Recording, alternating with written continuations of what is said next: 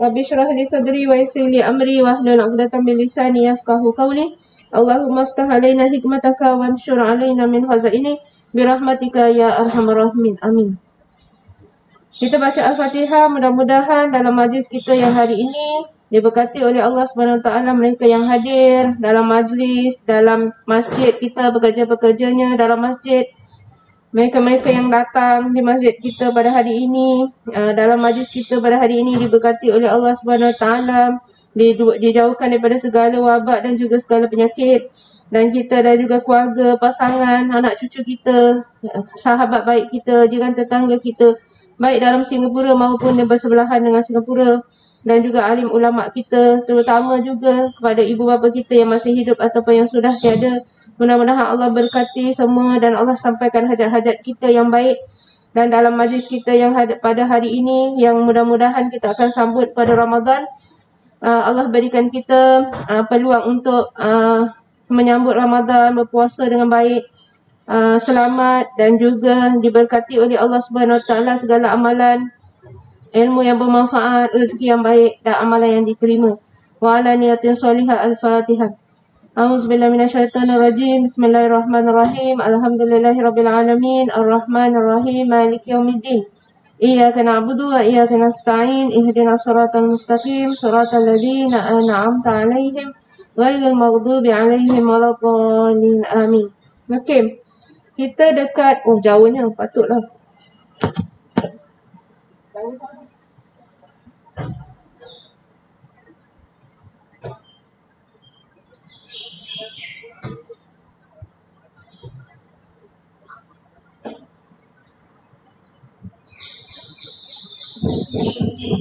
Ada? Tak.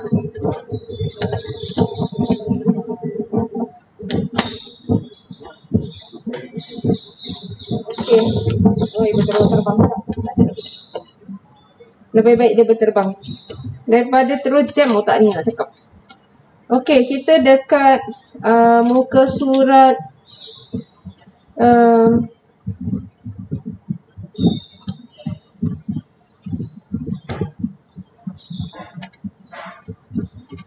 muka surat ini 1679. Hadis yang ke-21. 22?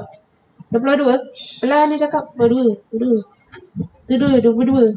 Okey, hadis 22 dari An-Rifa'ah bin Rafi' Az-Zuraqi radhiyallahu anhu qala ja'a Jibrilu ila Nabi sallallahu alaihi wasallam qala ma ta'uduna ahla badrin fikum qala min afdalil muslimina aw kalimatan nahwaha qala wa kadzalika man syahida badran minal malaikah. Rawahul Bukhari. Di sini disebutkan iaitu daripada Rifa'ah bin Rafi'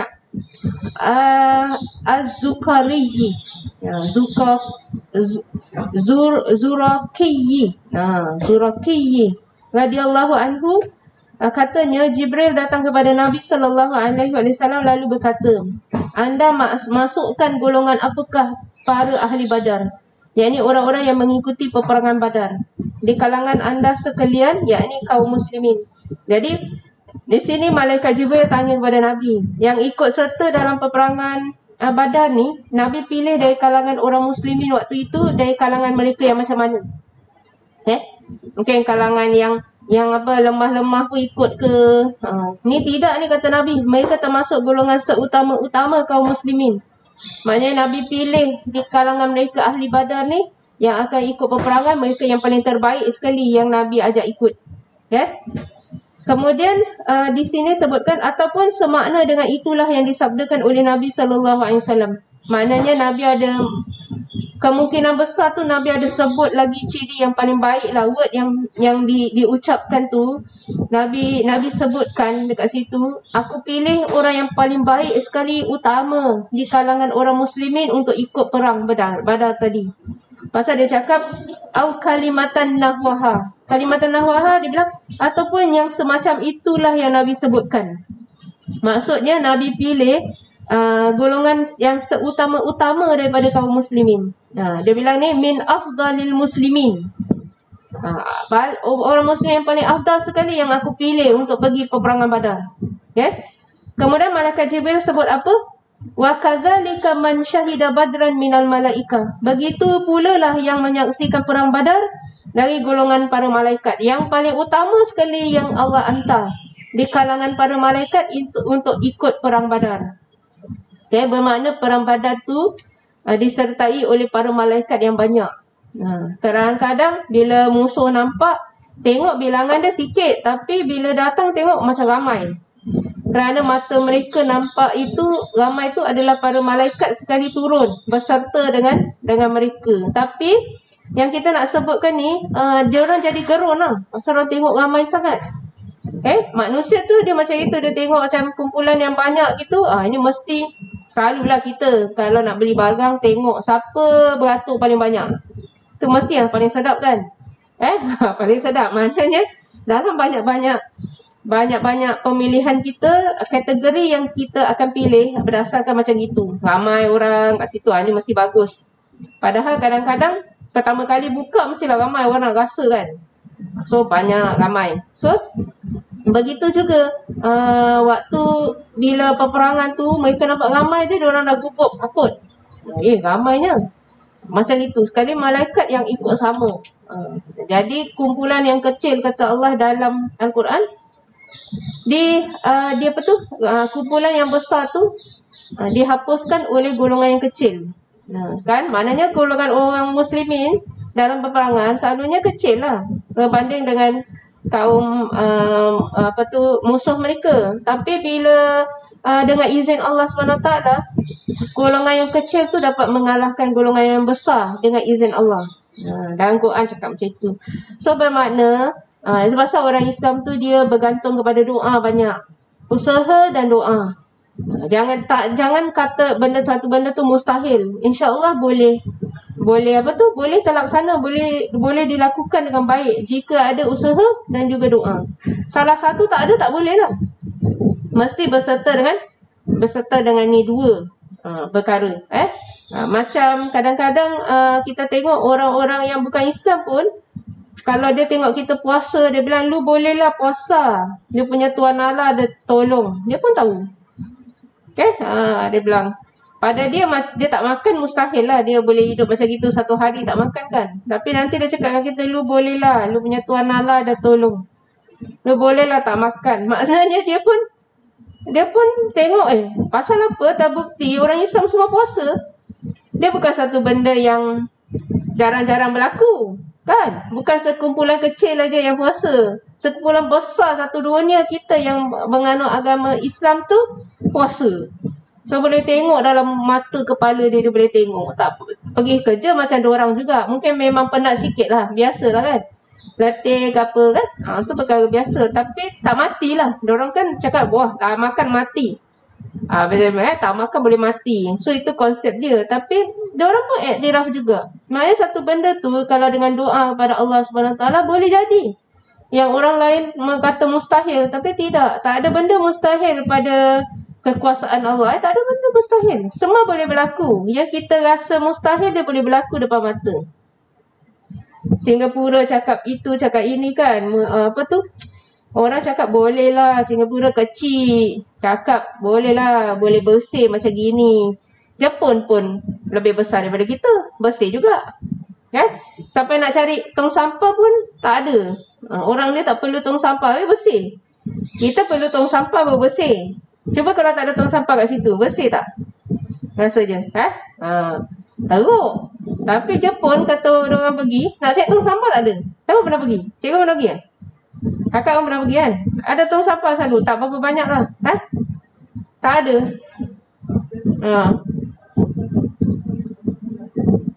Tak banyak. Tapi bersih kan kak? Bersih. Macam mana diorang? Yelah diorang simpan. Ada tempat mana diorang buang kan gitu kan. Siapa yang datang sini?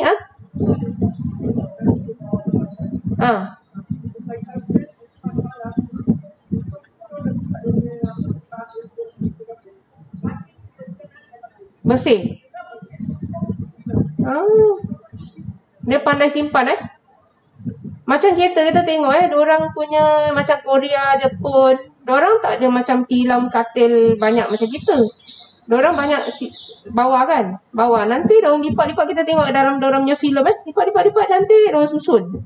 Kalau kita rasa macam sakit kepala ni, macam mana aku nak lipat ni benda dah susun-susun nanti tak cantik ke orang nampak ke tak ada cantik susun.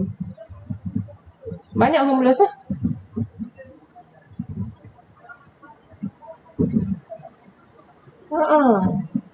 Bagi very disiplin, betul. Betul, kat Amerika homeless teruk pula. Kotor. Kadang-kadang kita hairan juga. Sibuk kat negara orang lain, negara sini paling teruk sekali.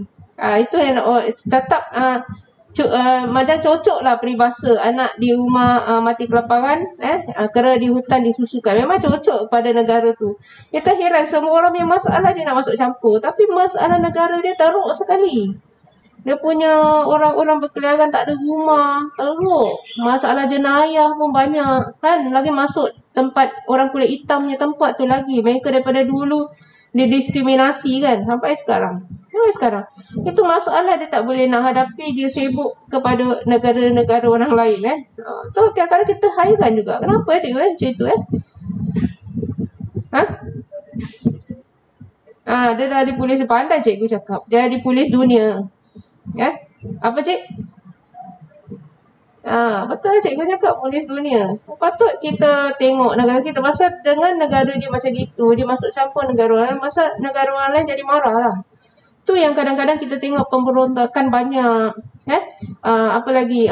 Ni terorisme banyak sebab pasal itulah. Pasal masuk campur hal negara orang, orang marah. Orang tak suka. Pasal kadang-kadang bila dah masuk, lepaskan begitu je. Habis sampai sekarang tahu negara tu yang dia masuk tu tak boleh membangun. Sampai sekarang. Kita dulu dekat Mesir kan, dekat dengan Iran, Iraq tu semua kita dekat kan. Orang-orang banyak datang kat kita. Mana ada boleh membangun, tak bangun kan kak Mana ada. Flop terus. Lagi terus jadi sarang, macam-macam sarang ada.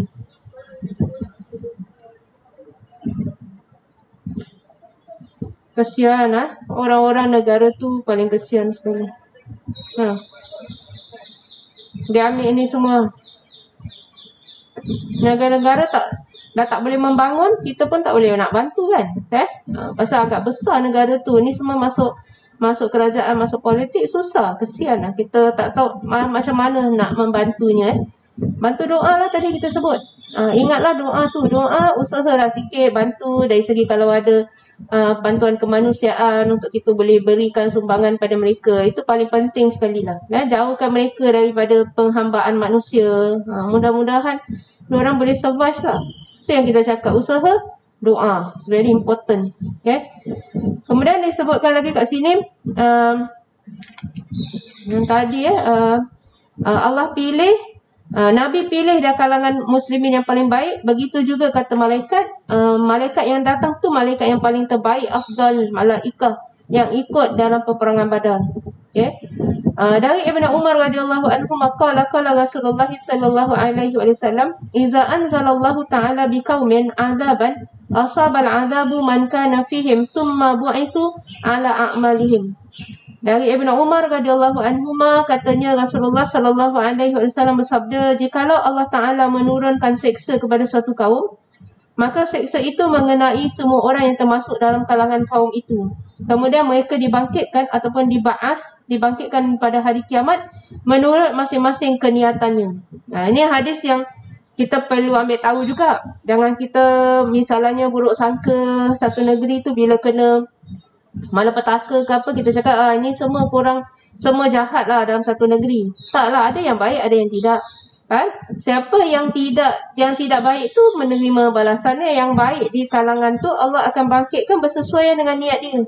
Memang dia ada dekat situ kena balak, tapi bila dibangkitkan akan bersesuaian dengan niat dia. Itu macam orang kena yang kat Aceh dulu kena tsunami kan. Allah tempat baik macam mana boleh kena. Kalau Allah nak kasih, dia akan kasih semua. Baik dengan tak baik sekali akan kena sekali. Sahabat pernah tanya Nabi tentang perkara ni. Kan? Sahabat bilang ada orang yang berniaga kat situ. Dia tak buat benda yang tak baik, maksiat, tapi dia pun kena sekali. Macam mana kata sahabat ni? Kata Nabi, dia orang akan dibangkitkan bersesuaian dengan niat mereka, amalan mereka. Tak ada satu pun akan dizalimi. Tak ada.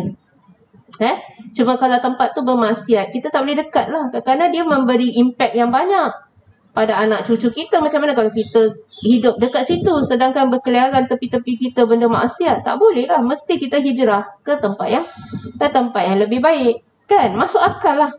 Masuk di akal kita. Tempat yang tak baik tu, kita sedaya upaya jadikan dia tempat yang baik misalnya. Kan?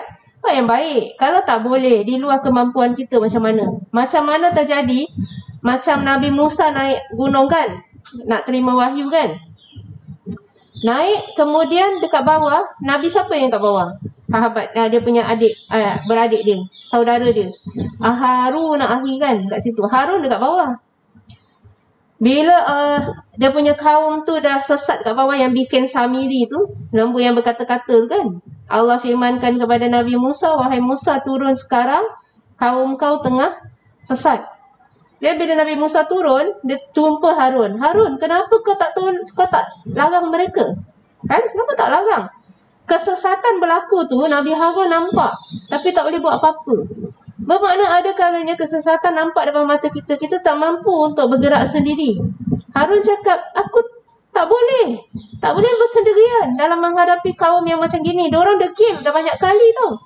Yang waktu dia bikin Samiri tu, dia baru berlepas daripada belahan laut tu. Belahan laut tu ingat mukjizat kecil ke? Mukjizat besar tu kan? Belahan laut. Sampai Nabi Musa tak turun-turun, dia bikin Samiri pula kat bawah.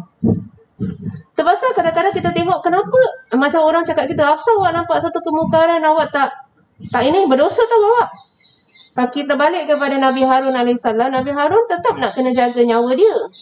Kan? Pasal dia menghadapi mereka ni yang degil ni macam gini. Jadi kalau kita salahkan satu orang, tak bolehlah macam itu. Kita perlu pasang strategik. Sebab Nabi Harun tunggu Nabi Musa turun. Sama-sama hadapi kaum ni. So dia tak boleh seorang. So macam gitulah kadang-kadang kalau kita fikir balik logik, kita fikir balik sejarah. Kan? Kita tak boleh cakap satu maksiat berlaku je, aku mesti, die aku mesti. Walaupun aku macam boleh mati ke apa, aku mesti.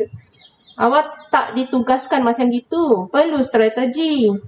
Tak boleh lepaskan diri kita kepada kemusnahan. Tak apa, aku musnah ke, aku mati pun tak apa. Berjuang tetap. Tak boleh, mesti pasang strategi, planning. Kan? Plan. Mesti macam gitu. Tak bolehlah kita main gempuh saja. Macam Nabi Harun. Dia kan Nabi juga. Kalau dia nak cakap, oh tak apa gempuh, aku kan Nabi. Aku showmanship pun boleh. Seorang hadapi mereka ni. Rasa-rasa berjaya ke tidak? Terpaksa Nabi Musa ni dihantar Harun sekali. Harun akhi.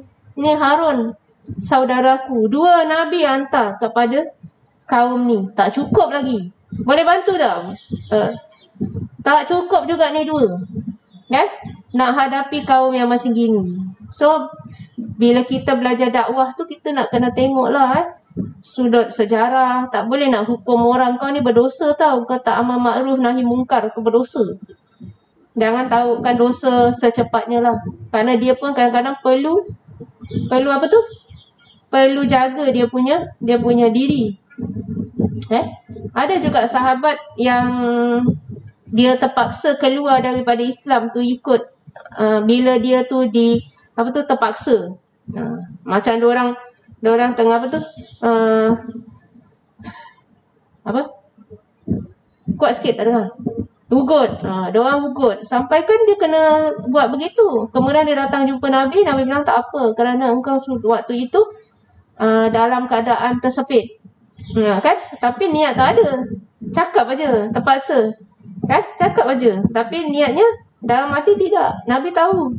Masa mereka terpaksa. Kalau tak kena bunuh. Kan? Ada yang macam itu. Nabi berikan kelonggaran. Tak adalah semua mesti black and white, tegang begitu. Kemudian hadis yang seterusnya daripada Jabir radhiyallahu anhu qala kana jiz'un yaqumu ilaihi Nabi sallallahu alaihi wasallam ya'ni fil khutbah falamma wudi'a al-minbar sami'na lil jiz'i misla sautil anshari hatta nazala Nabi sallallahu alaihi wasallam fawada'a yadahu alaihi. Ini cerita tongkat tu.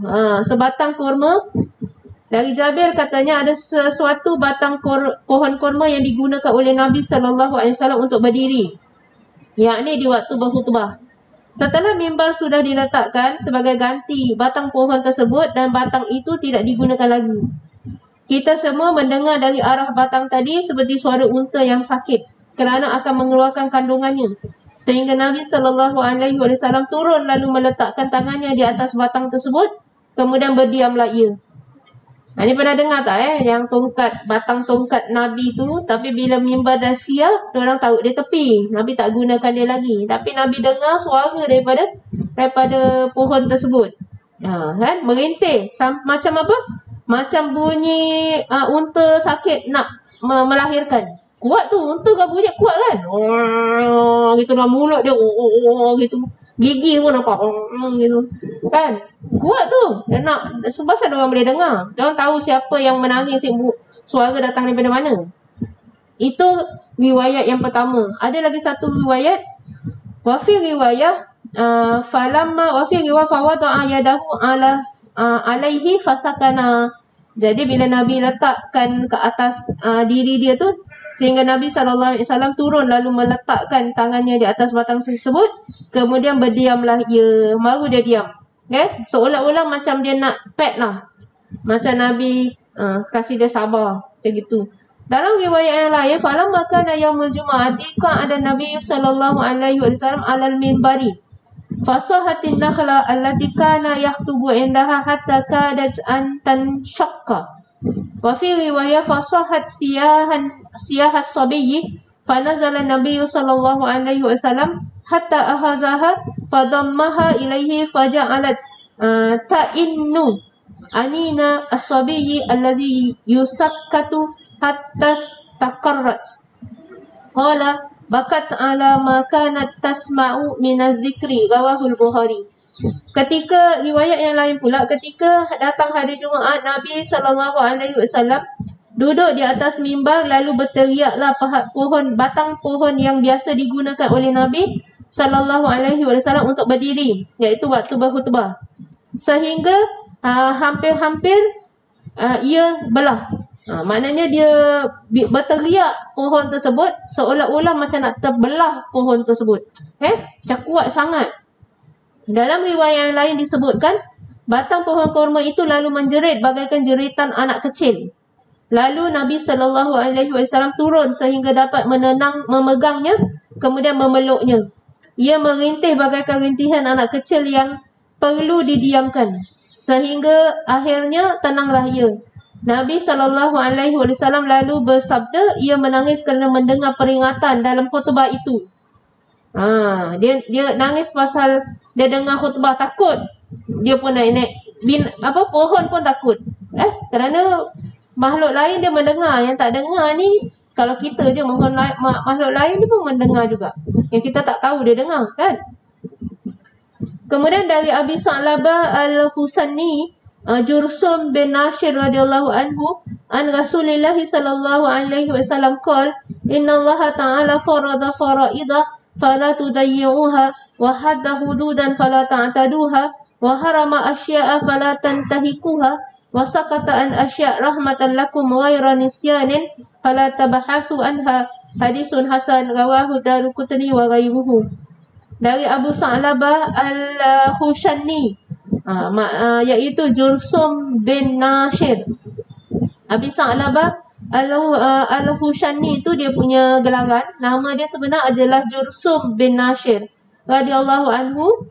An Rasulullah sallallahu alaihi wasallam, Nabi bersabda, sesungguhnya Allah Ta'ala itu mewajibkan kepadamu semua akan beberapa kewajipan, maka janganlah engkau semua menyia-nyiakannya. Jadi ada kewajipan, jangan langgar. Ini benda yang wajib, jangan langgar. Dan memberikan batas atas beberapa ketentuan batas, maka janganlah engkau semua melampauinya. Ada batasan, ada hukum yang ada batasan. Jangan melampaui hukum tersebut. Juga mengharamkan beberapa hal, maka janganlah engkau semua melanggarnya. Ada hal-hal yang diharamkan, jangan langgar. Dan mendiamkan, yakni tidak menyebutkan akan halal ataupun haramnya beberapa hal kerana belas kasihan kepadamu. So ada benda yang tengok tak ada hukum pula. Kenapa Allah tak sentuh hukum ni? Lupa ke? Lupa ke, takut ke, apa ni? Macam itu kan orang cakap, lupa ke apa? Tak. Maka dia bilang beberapa hal kerana belas kasihan padamu. Bukannya yang demikian itu kerana kelupaan. Maka dari itu janganlah engkau semua mempertajamkan pembahasannya mengenai hal-hal itu. Jadi kalau Allah tak mention benda tu, jangan sibuk-sibuk lah. Sampai macam mana pun kita keluarkan kita punya kepala otak pun, fikir pun tak boleh solve juga. Maknanya benda tersebut diamkan, jangan perbahaskan lagi. Bukan kerana dia lupa, tapi kerana belas ihsan kepada manusia. Bila Allah tak sentuh, terpulang pada kita, kita nak buat apa? Contoh, dia cakap semua makanan dalam laut tu halal kan? Halal. Tak ada yang orang kata apa ikan babi ke, tak ada. Kan? Apa lagi? Siput babi ada orang sebut. Dah siput babi, kesian. Siput tu identity crisis dia. Identity tau. Nak nama siput tak siput, nama babi pun tak babi. Dah jadi siput babi, kesian. Dia pun masih pening kepala. Aku ni siput ke babi? Tak tahu. Identity crisis betul lah dia, kesian. Tapi mana ikan ada kan? Ada. Kan? Ikan apa yang orang cakap ikan ayam. Ikan ayam kesian. Nak ikan ke nak jadi ayam? Mana satu tak tahu. Kan? Tapi dia bilang dalam laut Allah bilang semua halal. Tapi ada benda yang kita tak boleh makan. Kenapa? Kerana dia ada racun. Itu pun sekarang ada orang dah keluarkan racun, dah boleh makan. Ikan buntal misalnya kan dulu. Tak boleh ni, orang bilang banyak racun. Sekali Indonesia ke apa saya tengok, dia tangkap, dia buang dia punya racun dia. Sedap dia masak, masuk hotel lagi. Sabah. Betul. Kan ada orang cakap lagi satu apa tu yang ketam, yang satu tu susah kena bersihkan, dia jenis macam ketam orang sebut, yang tak boleh makan tu. Apa tu nama dia? Kerepeng apa? Dia macam gitu. Tu pun sekarang diorang dah boleh buang dia punya ni racun. Belangkas. Diorang dah boleh pandai buang dia punya racun. Diorang dah boleh makan. Kan? So, benda terpulang pada kamu bila dia cakap halal, makanlah apa pun kat dasar lautan. Cuma nak tengok dia memberi kesan kepada kesihatan ke tidak. Kalau makan makanan laut kadang-kadang boleh hepatitis benda-benda kerang apa ni semua bahaya. Tengok diri. Kalau dah kena inject dulu. Sekarang ada orang kan doktor suruh inject hepatitis kan. Ada setengah golongan kita dia suruh inject hepatitis. Pasal takut makan benda-benda yang macam gini. Orang-orang dialisis semua kena inject hepatitis, selalu kena inject. Kan? Orang-orang dialisis. Dia kalau masuk hospital, orang-orang punya sakit semua dia boleh kena. Pasal dia kena selalu inject hepatitis. Nanti diorang check dah masih okey ke tidak. Kalau tak, kena pergi lagi. Kita selalu ingat setahun kita sekali demo hidup kita inject kan hepatitis. Kalau dah tak perlu, tak payahlah. Tapi dialysis patient kena. Pasal nak protect dia. Selagi nanti dia masuk hospital, semua penyakit dia boleh kena. Tu bahaya tu. Ada satu ward tu semua kena. Baik-baik diorang tak hepatitis, orang kena hepatitis sekali. Lepas tu pihak hospital tu panggil separuh. Tak boleh jumpa ramai-ramai, nanti bergaduh. Dia kalau dah jumpa sama dia boleh naik darah kan. So diorang jumpa family, cakap. Pasal saya punya kenalan tu hari ada datang rumah, dia bilang suami dia dah kena macam ni, masuk hospital kena. So diorang panggil keluarga satu-satu panggil jumpa. Teruslah teruk suami dia. Masuk pasal benda lain. Tapi pasal satu dah kena penyakit tu, semua kena. Dah terus terduduk lelaki dia kat rumah. Tak boleh buat apa-apa. Hepatitis tu bahaya. Pasal ada setengah orang tua. Apa kak? Mungkin lah. Pasal setengah orang tua dia suruh inject. Pergi inject, ambil protection dulu. Pasal ada yang baru ni, ada yang dah doktor suruh ambil hepatitis. Sekali dia nak ambil vaksin tak boleh. Kena tunggu sampai 15 hari dulu. Takut benda tu kacau kat dalam. Okay. Pasal dia kena ambil hepatitis dulu. Dah pergi ambil dulu. Nak ambil vaksin tak boleh.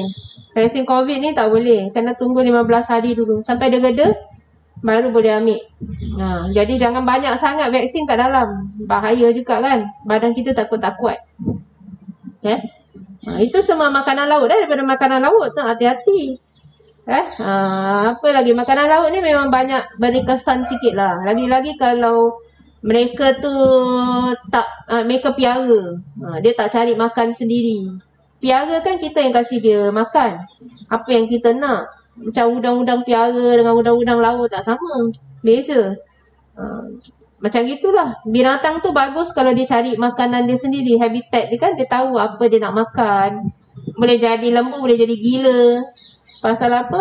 Kadang-kadang kita kasih dia makan, sepatutnya dia kena makan benda-benda lain. Kita yang proses, benda dah proses tu kasih dia makan. Terus sikit hari ada lembu gila semua.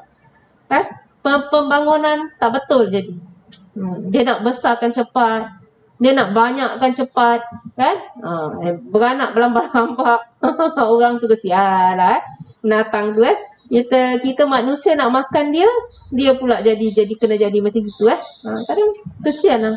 Dulu saya tengok yang pasal orang bikin cheese semua. Lembu, kadang-kadang dia dah beranak, diorang ada susu kan. Anak dia kalau dah nanti mak ambil susu juga, diorang tak kasih anak dia ambil susu daripada mak dia, diorang buang anak dia. Mak tu diorang nak susu dia. Saya nak bikin cheese tu nak susu banyak. Negara yang pengeluaran cheese yang banyak ni lah dia buat macam gitu. Anak dia kadang-kadang terbiar lah, pasal dia tak nakkan anak dia minum susu. Apa Kak?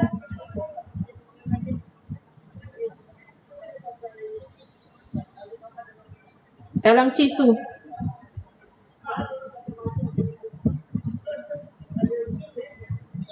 V, dia maknanya dia proses lah. Bakteria V lah.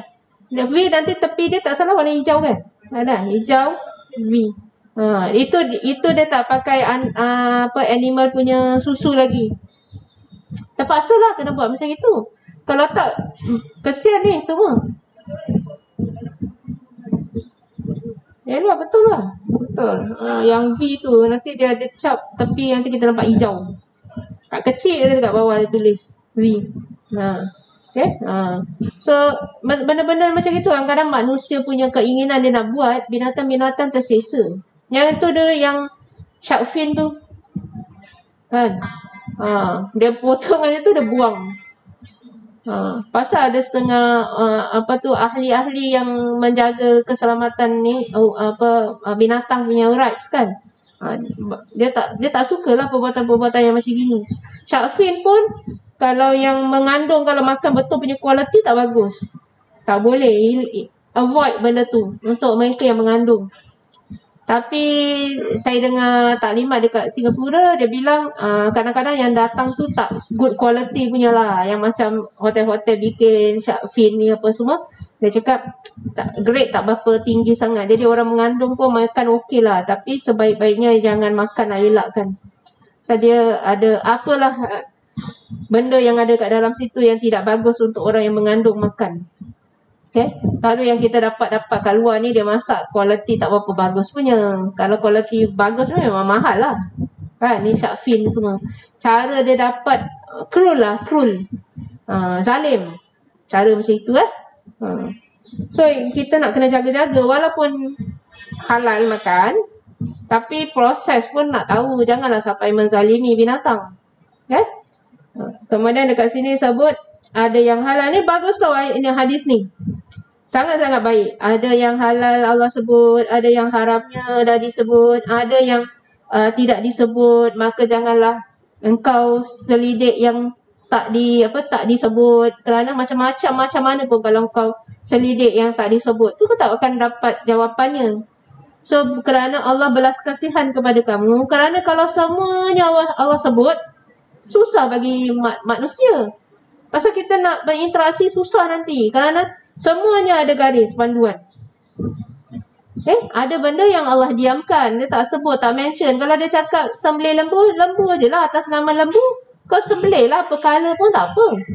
Tapi Bani Israel dia tak macam gitu. Dia tanya, kala apa, bentuk macam manusia ke tidak, mana ada lembu dengan manusia sama kan. Dia question. So jangan banyak tanya dalam benda yang umum. Bila Allah kata umum, silakan. Janganlah pening-peningkan kepala kan. Apa Kak? Ada, betul. Ada. Dia tak makan itu ketam, bukan seafood. Ketam. Ketam ada perselisihan. Pasal macam dia dua alam gitu. Dia tak boleh makan dua alam. Dia kadang-kadang boleh duduk dalam laut, boleh dia duduk dalam sini. Tapi dia ada pendapat mazhab yang lain, tidak begitu. Kerana dia sebenarnya tak boleh survive lama kat mana-mana. Dia yang tak boleh tu, dia orang boleh survive lama dekat dua alam.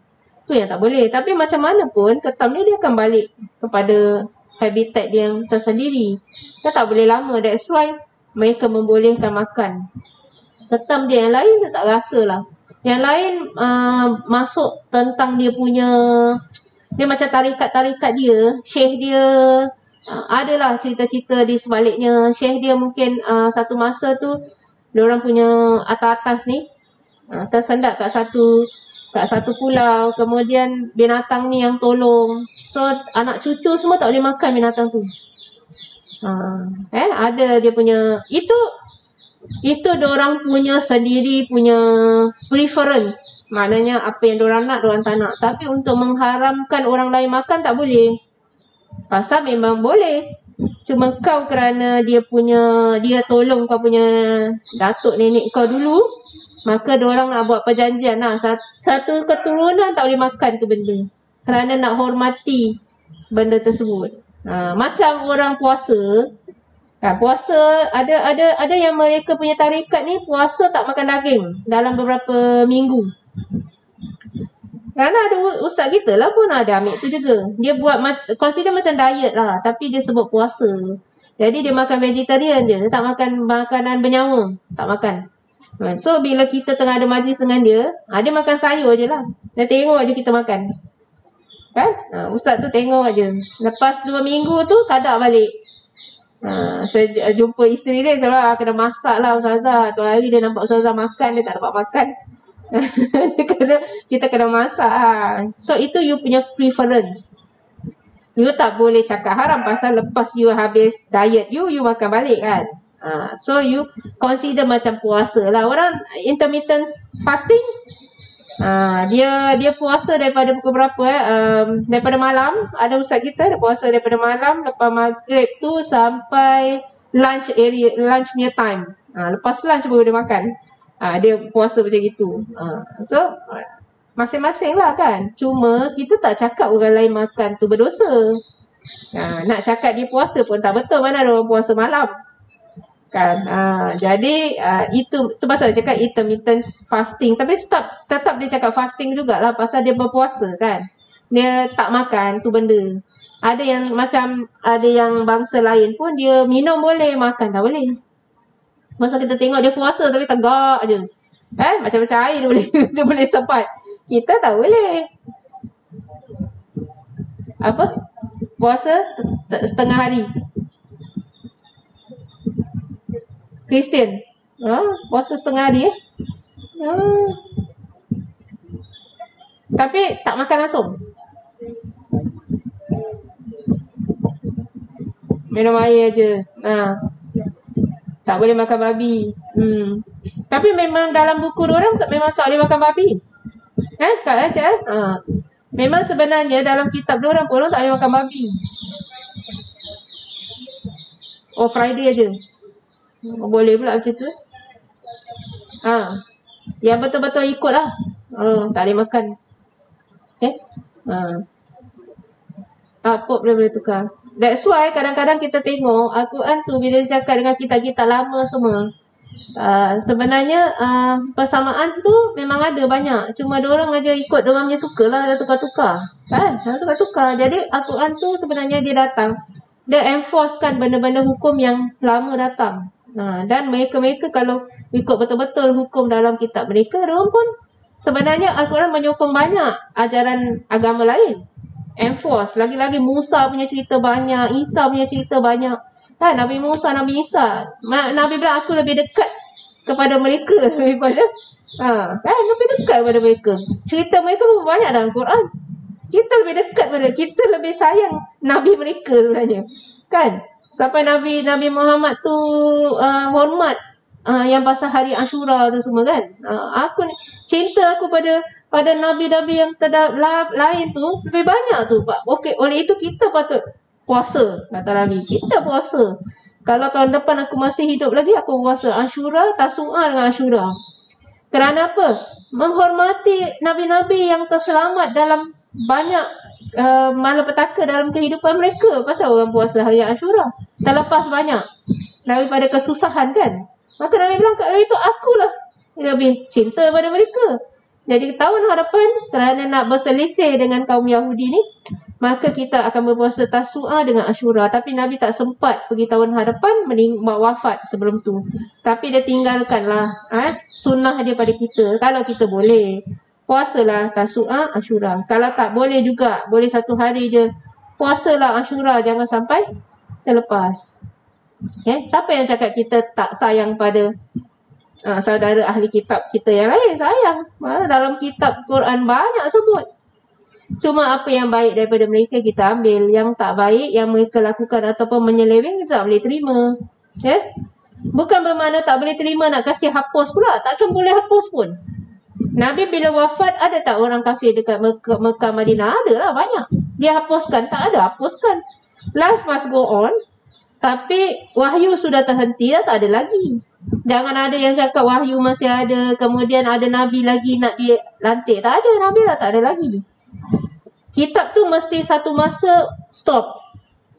Kan? Habis. Al-yawma akmaltu lakum dinakum. Jangan tambah lagi, memang tak ada.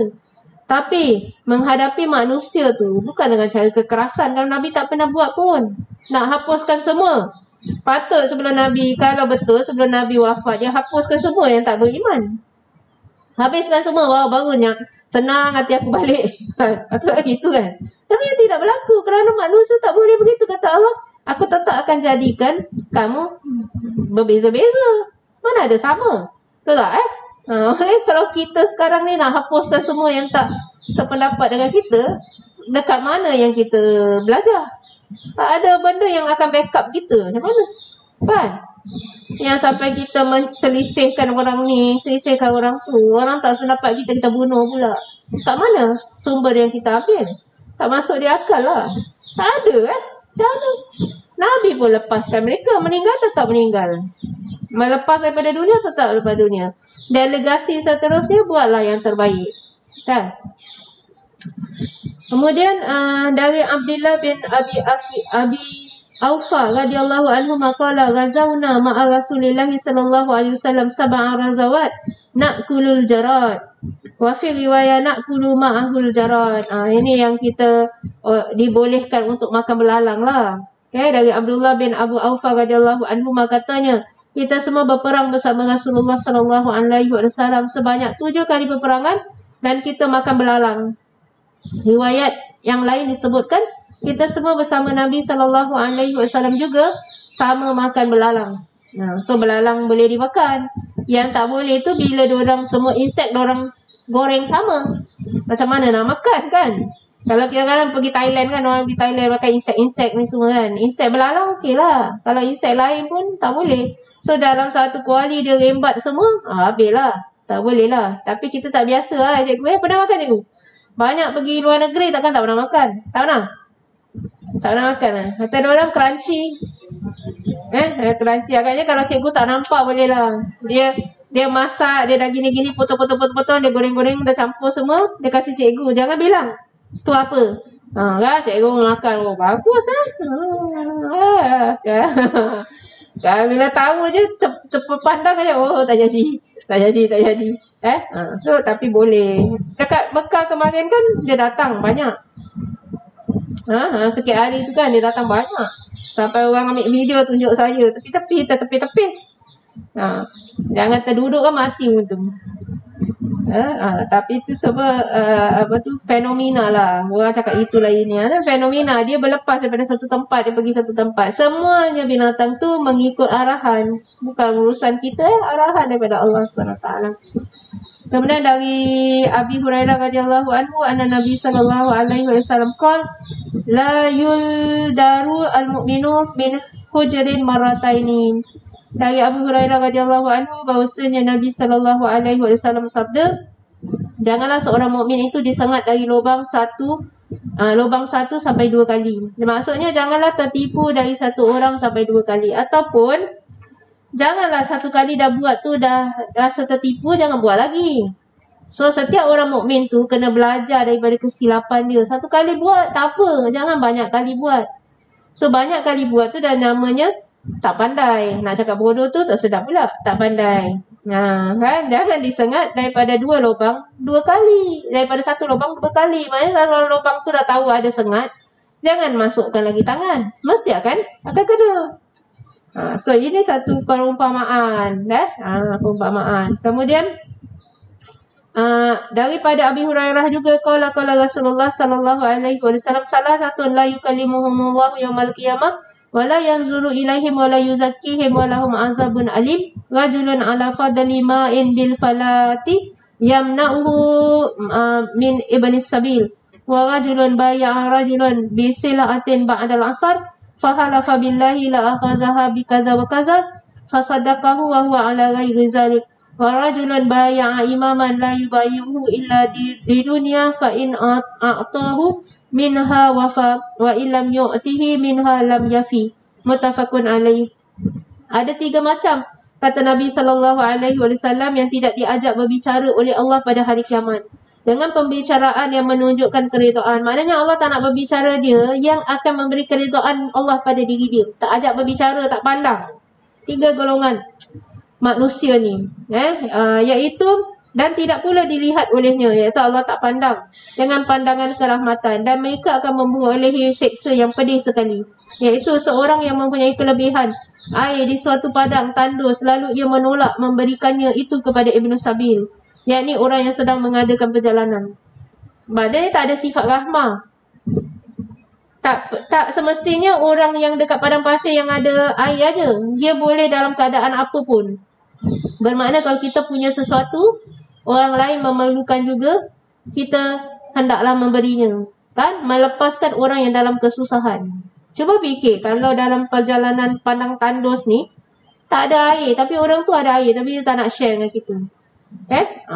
Sama juga pertolongan, bantuan, makanan bagi orang-orang yang susah, sama. Lebih kurang samalah konsep dia. Konsep memberi apa yang kita punya untuk maslahat orang tersebut. Kemudian seterusnya dekat sini juga seorang yang menjual kepada seorang dengan suatu benda dagangan sesudah solat asar, lalu ia bersumpah dengan menyebut nama Allah bahawa ia nescaya mengambil dagangan itu dengan harga sekian-sekian, kemudian dipercaya oleh pembelinya. Padahal sebenarnya tidaklah ia mengambil dengan harga sekian, yakni berdusta. Maknanya dia jual dengan orang tu, dia cakap dia jual dengan harga gini. Tapi sebenarnya dia sampai claim aku jual dengan dia gini. Tapi sebenarnya tak jual dengan orang tu dengan harga tersebut. Bermakna berdusta. Kenapa dia buat macam itu? Ada muslihat perdagangan lah. Maknanya nak caras orang lain punya bisnes. Kan mungkin dia jual dengan orang ni mahal, dia cakap dia jual dengan orang ni murah tapi dia cakap mahal, boleh jadi supaya orang lain pun bayar sama. Kadang-kadang kan kita pergi 2-3 kedai kan, kita tanya, nanti sekejap nanti saya datang balik gitu kita selalu gitu kan, nanti saya datang balik, saya tengok yang lain dulu. Tengok dulu, semua ni lebih kurang sama, 1-2 sen aja kan. Okey, tak apalah. Kita nak tengok market macam mana. Tapi kadang-kadang si dia ni dia cakap, tadi ada orang baru beli dengan harga yang macam gini ni. Ni orang mampu bayar. Pasal good quality ni. Kita pun bayar. Kita pun beli. Padahal tempat lain harga lebih murah daripada itu. Quality sama. Kerana dia nak jual lebih daripada kita. Tahu berapa banyak orang tu beli dengan harga berapa pun kita tak tahu. Pasal kita tak pergi check pun. Ataupun dia bilang dengan kita, saya dah kasih awak murah ni. Harga ni yang murah. Saya dah kasih. Kita pun percaya, kita pun beli. Padahal tempat lain tak standard, dia tak sama. So orang buat perniagaan macam gitu dusta. Dekat balik cerita ni adalah cerita dusta, pembohongan. Kemudian demikian pula seorang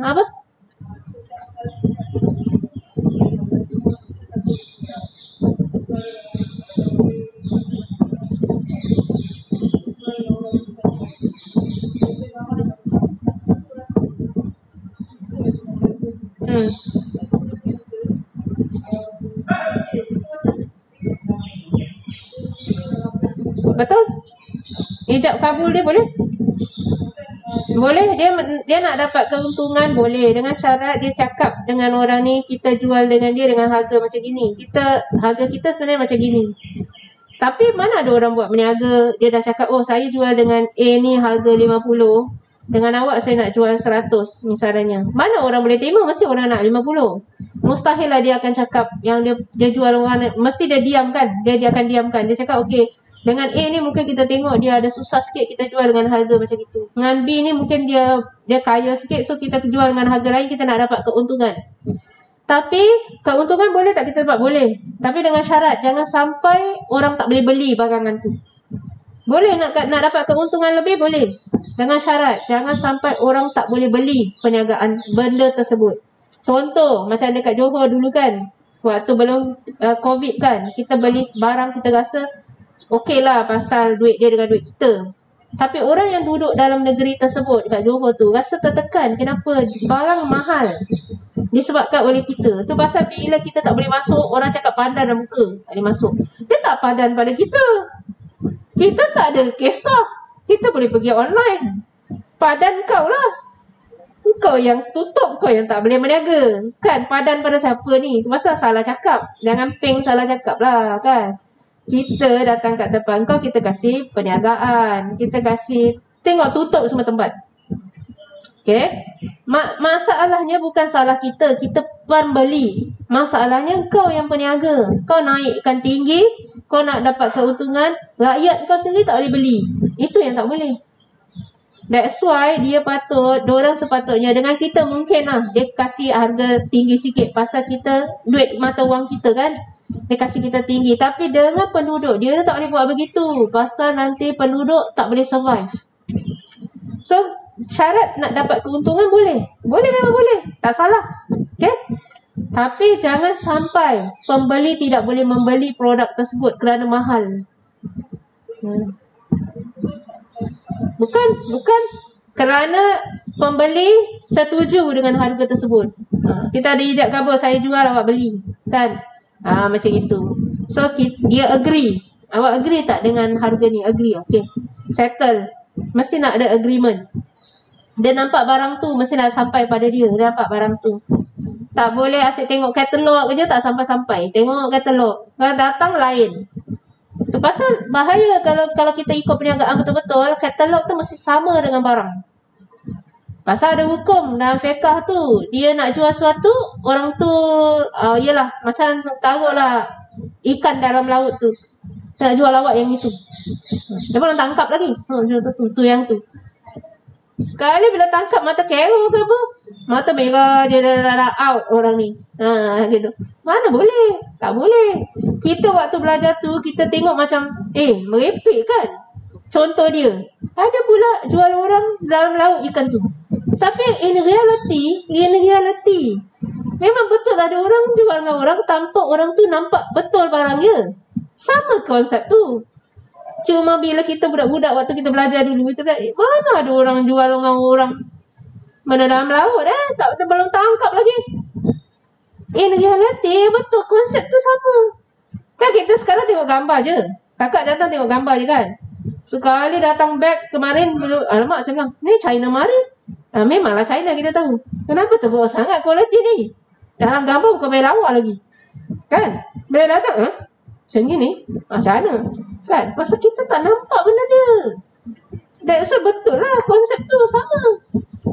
Allah apa tu dalam kitab fikir, burung tengah terbang kena jual. Betul asal nak jual awak yang tu. Macam mana? Boleh saya boleh dapat, saya tembak je dia jatuh, saya boleh dapatkan tu. Awak nak tak? Macam tu. Dia buat perniagaan dia boleh nampak. That's why kadang-kadang bila kita dah beli, dapat macam itu, ada orang marah. Ada orang cakap macam mana kualiti ni awak jual. Saya tengok awak punya model pakai lawa je. Saya pernah baca komen tu semua. Saya beli produk yang sama. Nak beli nak kasih si perempuan ni anak kita pakai lah. Boleh lah kita rasa kan. Nampak macam lawa tekat dia kat bawah. Sekali bila sampai kak, tekat dia betul-betul macam ambil tu benda tat aja masuk kat tepi bawah. Alamak macam belum. Kualiti apa ni? Kau tengok dia pakai lawa. Tapi kita diam, dia budak lagi pun pakai. Tak apalah pun dah beli 2-3 kali kan. Tak apalah. Sekali ada makcik satu cakap, ni quality apa ni awak hantar ni? Apa punya quality ni awak? Agaknya macam mana dia nak pakai? Kan, ni budak kecil pakai tak apa lah. Tua nak pakai. Betul-betul macam yang gender yang kita beli tu, dia tampal je kat bawah. Ada jahit gitu. Budak anak saya boleh lah pakai. Dia budak lagi. Pun dah besar ni mana dia nak pakai? But people question the quality. Bila you bawa, tengok model pakai lawa. Lepas tu kita beli. Tak boleh macam tu. Sepatutnya. Dia bilang saya dah jual tak boleh hantar balik. Yang Lazada tu yang kalau tak suka boleh hantar balik. Dia ada dia punya terms condition kan, tak suka boleh hantar balik. Itu macam ikut syariah sikit lah. Kan? Kasih peluang kau sebagai customer, kau tak suka. Tapi kau jangan ambil kesempatan pula. Kau dah salah beli, kau cakap lain pula. Mungkin boleh tukar apa? Boleh tukar size mungkin.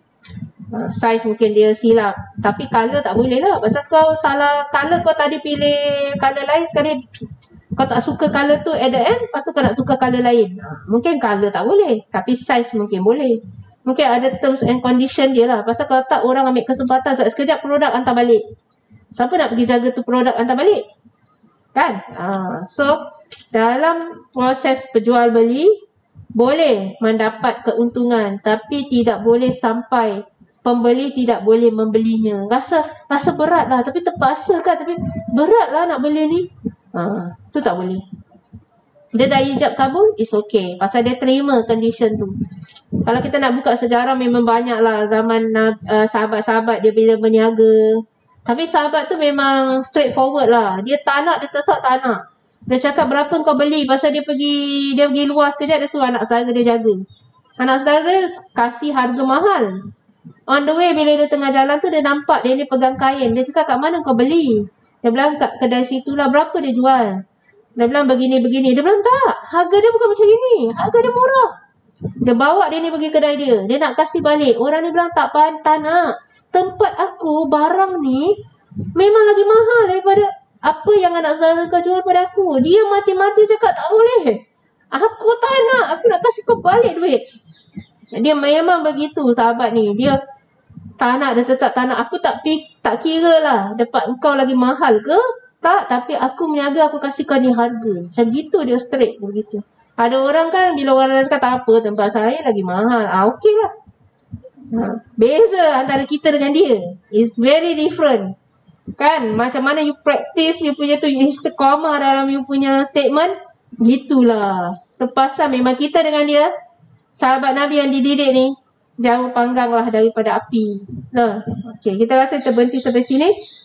Mudah-mudahan apa yang kita pelajari ni dapat kita manfaatkan dalam hidup, dalam kita mengamalkan segala ibadah kita waktu bulan puasa nanti. Mudah-mudahan meningkatlah imanan kita pada Allah SWT.